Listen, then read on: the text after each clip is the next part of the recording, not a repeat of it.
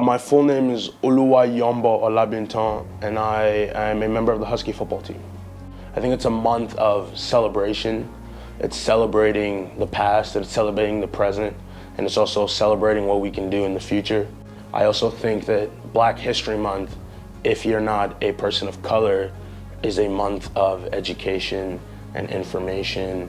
Being a person of color in sports, and especially like in Saskatchewan, is like, you go to a lot of camps and you're looking around and there might be one other Black kid at the camp. For example, in my position group, I'm the only person of color in my position group. So it's different. I would say you get to learn about a lot of cultures. That's just generally how sports is. But I feel like being kind of a kid from a different culture, but I still think I'm a Saskatchewan kid. So I feel like it's definitely impacted like interaction with teammates and stuff like that, and like interactions with opponents. And I would like to see more people that look like me in positions of power. Like, personally, I've never had a Black coach.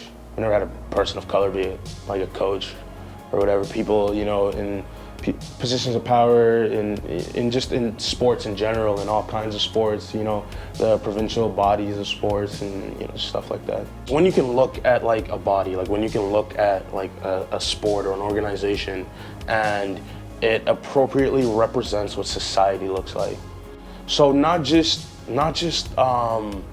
like a Black guy or person of color guy in sports, but like inclusion to me is adding women, men, people of color, people from different cultures. Inclusion to me is basically, because sports is a microcosm of society, so basically inclusion to me is when sports represents that microcosm. 3 ways people in Saskatchewan, I think, is to get informed, and not just like in a retweet, but like actually go and like research and like look stuff up and try and get to know the people around you that are from different cultures, and like try and get to know them below, the kind of surface interactions, but get to know who people are.